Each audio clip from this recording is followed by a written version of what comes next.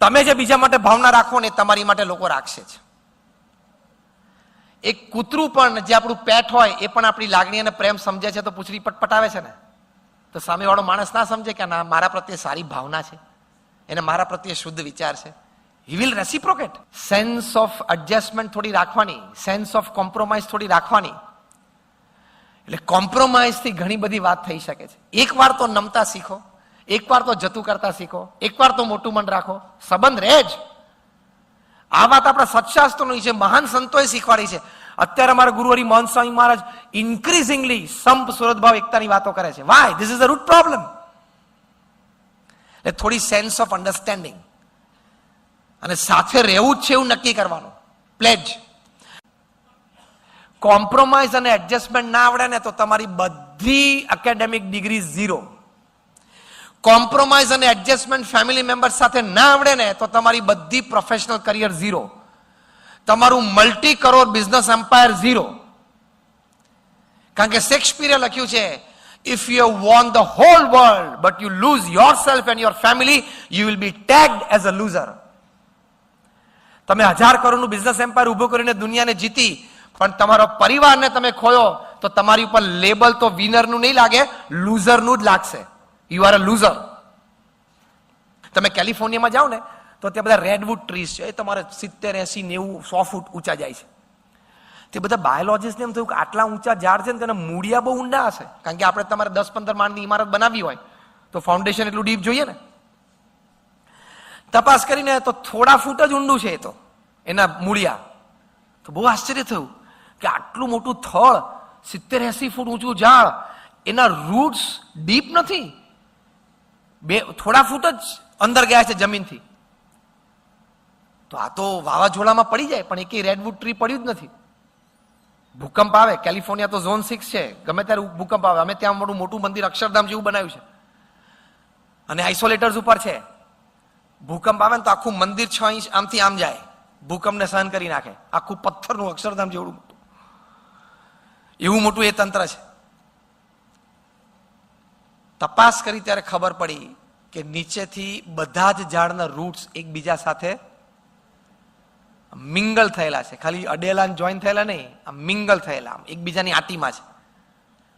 Normally બાયોલોજીસ્ટના કહેવા પ્રમાણે તમારે જે સવારે 10 વાગે કોર્પોરેટ ઓફિસમાં બેસીને અડધા એકરના પ્લોટ માટે જે ઝઘડો થતો હોય છે ને, એ જ દરેક ટીપા પાણી માટે જમીનમાં આજુબાજુના વૃક્ષના રૂટ્સને પણ ઝઘડા ચાલુ જ હોય છે. એ પણ એક લિવિંગ એન્ટિટી છે ને.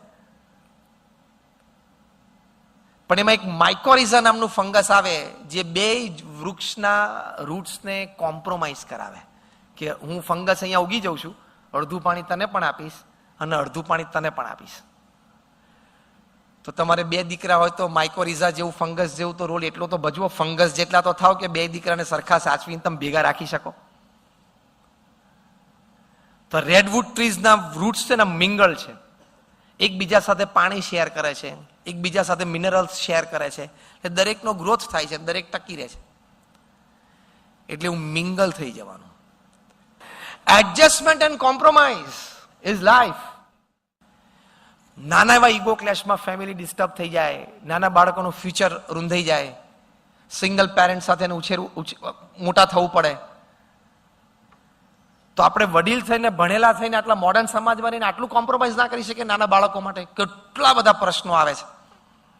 તમે બધા જોયા હશે કે કદાચ તમારા એક્સટેન્ડેડ ફેમિલી મેમ્બર્સમાં અનુભવ્યા પણ હશે. તો એટલું તો કોમ્પ્રોમાઇઝ ને એડજસ્ટમેન્ટ આપણને આવડવું જોઈએ ને. એની માટે પ્રમુખ સ્વામી મહારાજ એક બહુ જ સરસ વાત કરતા હતા. પ્રમુખ સ્વામી મહારાજને એક વખત પૂછ્યું કે કયો વિચાર તમારા મનમાં હંમેશા રહે છે. પ્રમુખ સ્વામી મહારાજે કહ્યું કે જે વિચાર મને ક્યારેય નથી આવ્યો હું તમને કહું, ધેટ વોઝ મોર ઇન્ટરેસ્ટિંગ. પ્રમુખ સ્વામી મહારાજ બોલ્યા કે કોઈનું પણ અહિત થાય એવો વિચાર મને જીવનમાં ક્યારેય નથી આવ્યો. આ ભાવના તમે કેળવો ને, તમારું પણ કોઈ દિવસ અહિત નહીં થાય. કારણ કે what you dish out dishes in. તમે જે બીજા માટે ભાવના રાખો ને તમારી માટે લોકો રાખશે જ. આપણો સવારથી ઉઠે મામા છો લુચ્ચો છે, પેલો કાકાનો દીકરો ખોટો છે, એટલે લુચ્ચો ને ખોટોના કેટેગરીમાં જ અડધા ઉપર તો આવી જાય છે આપણા સગાવાલા. પણ એનામાં કંઈક આ વાત સારી છે એવી ભાવના તમે રાખશો તો પ્રમુખ સ્વામી મહારાજનો સૌથી મોટો સંદેશો સમાજ માટે, પારિવારિક એકતા માટે એ વાત કરતા ઘર સભા, કે તમે ઘરમાં સાથે બેસીને, આપણે સમય થયો છે, મને 8:50 સુધીની વાત કરેલી, 8:40 થઈ છે, એટલે હું 10 મિનિટમાં પૂરું કરીશ. પ્રમુખ સ્વામી મહારાજ એવું કહેતા કે ઘર સભા એટલે શું? અઠવાડિયે 2 વખત તમે બધા જ પરિવારજનો સાથે બેસીને એક અડધો કલાકનું સ્પિરિચ્યુઅલ સેશન કરો. તમે ટીવી જોવા માટે સાથે બેસો છો, ઓકે. તમે જમવા માટે સાથે બેસો છો, ઓકે. પણ ફોર અ સ્પિરિચ્યુઅલ સેશન તમે અડધો કલાક સાથે બેસો. એમાં પ્રથમ 5 મિનિટ તમે જે પણ ભગવાનમાં માનતા હોય ભગવાનનું નામ સ્મરણ સાથે બેસીને કરો. બીજી 10 મિનિટ આપણા કોઈ પણ સત્શાસ્ત્રો હોય, રામાયણ હોય, મહાભારત હોય, શ્રીમદ ભગવદ્ ગીતા હોય, પ્રમુખ સ્વામી જેવા મહાન સંતનું જીવન ચરિત્ર હોય, તમે 10 મિનિટ વાંચો. વારાફરતી બધાએ વાંચવાનું. આજે આને વાંચ્યું, કાલે આ વાંચે. પછી 5 મિનિટ એક્સચેન્જ કરો કે કઈ વાત તમને સારી લાગી, કઈ વાત તમને ગમી, એમાંથી શું એક સરસ વિચાર મળ્યો. છેલ્લી 5 મિનિટમાં ડેઝ હેપનિંગ્સ તમે શેર કરો અને પછી એકબીજાને પ્રણામ કરીને છૂટા પડો.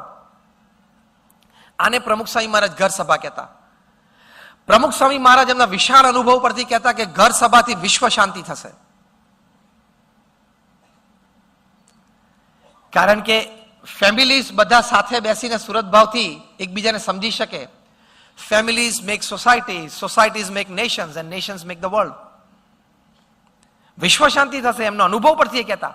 દીર્ઘદ્રષ્ટિ હતી એમની. અમારી સંસ્થા તરફથી અમે ઘર સભા પુસ્તક બહાર પાડ્યું છે. એમાં સેંકડો પ્રસંગો નામ ગામ સાથે જે તે વ્યક્તિની અનુમતિ લઈને અમે લખ્યા છે કે એ પરિવારમાં સાસુ વહુના પ્રશ્ન હોય મટી ગયા હોય, બાપ દીકરાના પ્રશ્નો હોય મટી ગયા હોય, દેરાણી જેઠાણીના પ્રશ્નો મટી ગયા હોય, ભાઈ ભાઈ વચ્ચે ધંધામાં સાથે બેસવાનું શરૂ કર્યું પ્રશ્ન થયો મટી ગયા હોય. ફેમિલી ડિસ્પ્યુટ્સમાં 65% કેસ તો daughter in law, mother in law ના જ છે, સાસુ વહુના. હા કે ના?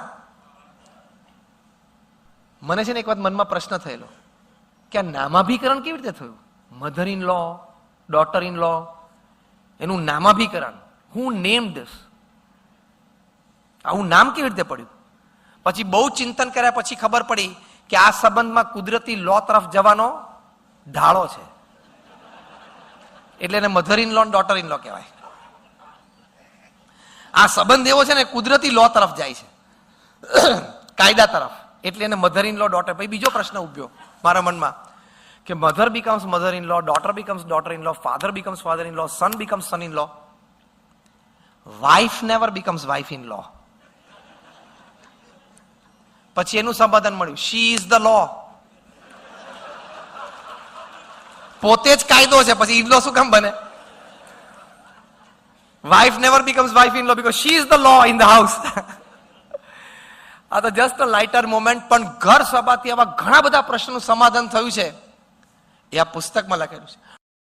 અમદાવાદમાં સેટેલાઇટ વિસ્તારનો એક પ્રસંગ છે 90ના દાયકાનો. ડેન્ટલ કોલેજમાં ભણતો એક છોકરો અને છોકરી બંનેને પરિચય થયો અને પછી એક રિલેશનશિપ શરૂ થયું અને બંનેને એમ લાગ્યું કે આપણે બંને મેરેજ કરશું અને સાથે રહી શકશું. એટલે it was a strong relationship.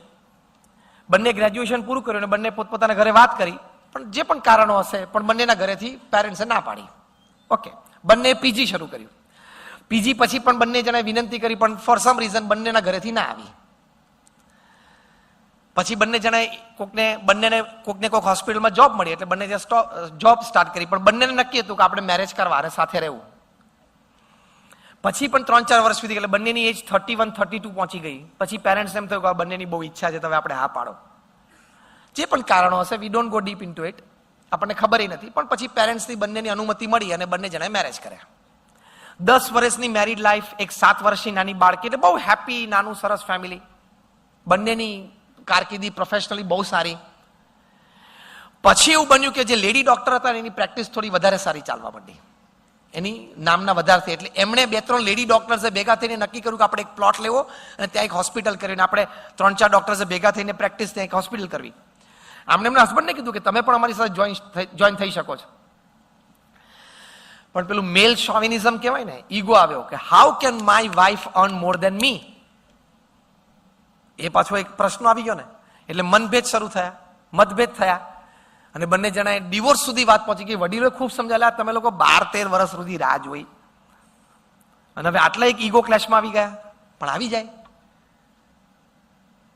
90s સેટેલાઇટમાં Sara લોકેલિટીમાં posh બંગલો એ લોકોએ બનાવેલો. જુદા રહેતા થયા, બંને પોતપોતાના વકીલો રોકેલા. એક દિવસ બંનેને એમના લોયર્સનો ફોન આવ્યો કે ભાઈ તમે કાલે કોર્ટમાં આવીને સાઇન કરીને મ્યુચ્યુઅલ કન્સેન્ટથી ડિવોર્સ લઈ લો. બંને મ્યુચ્યુઅલ કન્સેન્ટની જ અપીલ કરી હતી, કોઈને પાસે કંઈ લેવા દેવું હતું નહીં. કોર્ટમાં આવ્યા જજે પહેલો જ પ્રશ્ન પૂછ્યો કે આ 7 વર્ષની નાની બાળકી છે એની કસ્ટડી કોણ રાખશે? નોર્મલી તો મધર પાસે રહે, અંડર એજ હોય એટલે ચાઇલ્ડ. તો કોર્ટમાં પેલી લેડી ડોક્ટરે કહ્યું કે મારી પાસે તો ટાઈમ જ નથી, મારે સવારે 8 થી રાતે 10 વાગ્યા સુધી મારી ક્લિનિક ચાલે છે, કમ્પેરેટિવ મારા હસબન્ડ ફ્રી છે, એ રાખશે. આ 7 વર્ષની બાળકી આ સાંભળે એનું માનસ ઉપર એની અસર શું થાય તો તમે વિચાર કરો. અંદાજ આવે છે ને તમને? 7 વર્ષની બાળકી કોર્ટમાં પહેલી રોમાં બેઠી હતી, એને આમ જોવાનું કે મમ્મી સાથે જવાનું છે કે પપ્પા સાથે જવાનું છે. હજી એને ખબર જ નથી what is separation, what is divorce.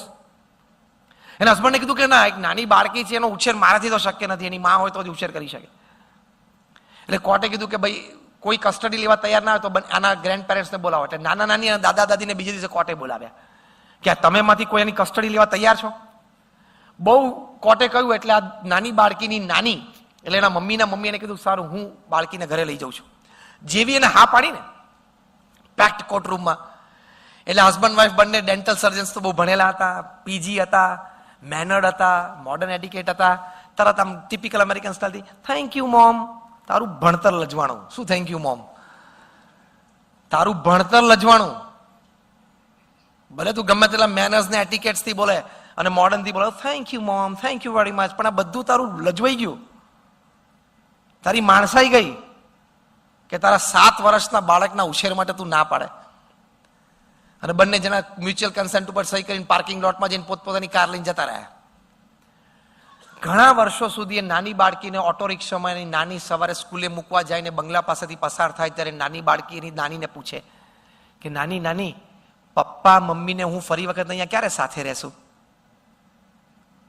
ત્યારે એની નાની પાસે કોઈ જવાબ ના હોય. એટલે આવો ઈગો ક્લેશ પણ આવી જાય. અન્ડરસ્ટેન્ડિંગ થોડું રાખવાનું. ડોક્ટર દીપક આપણા ડેન્ટિસ્ટ છે લંડનમાં. હી ઇઝ અ પ્રોફેશનલ, એમના વાઇફ પ્રોફેશનલ છે લંડનમાં, અને વેલ સેટલડ કપલ. એમના 2 સંતાનો, દીકરા દીકરી નાના. 2007માં પ્રમુખ સ્વામી મારે લંડન પધાર્યા ત્યારે તે વખતે એક સાયમ કાર્યક્રમમાં સાંજની સભામાં ઘર સભા સંબંધી નિદર્શન અને પ્રેરણા હતી. પ્રમુખ સ્વામી મહારાજે પણ પ્રેરણા વચનો કહ્યા હતા. એટલે ડોક્ટર દીપક અને એમના વાઇફને એમ થયું કે આપણે પણ આ ઘર સભા શરૂ કરી. અઠવાડિયે 2 વાર એમને શરૂ કર્યું. એના એડવાન્ટેજીસ એમને લખ્યા છે કે મારા નાના નાના બાળકોને ગુસ્સે થવાનો આદત હતી, પછી ઊંચા સાથે બોલવાની આદત હતી, એ બધી શમી ગઈ. મારા બાળકોની કમ્પ્લેન સ્કૂલમાંથી આવતી હતી એ ઓછી થઈ ગઈ. મારા અને મારા વાઇફ વચ્ચે થોડું અન્ડરસ્ટેન્ડિંગ લેવલ સારું થયું. સ્પિરિચ્યુઅલ સેશનમાં સાથે બેસતા થાય એટલે એકબીજા પ્રત્યે પ્રેમ, લાગણી અને જોડાણ વધ્યા. અને suddenly we started finding more Joy between અસ. આ $1 મિલિયન લાભ છે કે નહીં ફેમિલીમાં? આ વાત એમણે લખી છે. આવા તો હજારોનો અનુભવ છે. તો તમે આજે અહીંયા આવ્યા છો, પ્રમુખ સ્વામી મહારાજ જેવા મહાન સંતનો આ ઉપદેશ તમે એકવાર પ્રેક્ટિકલી ટ્રાય કરો.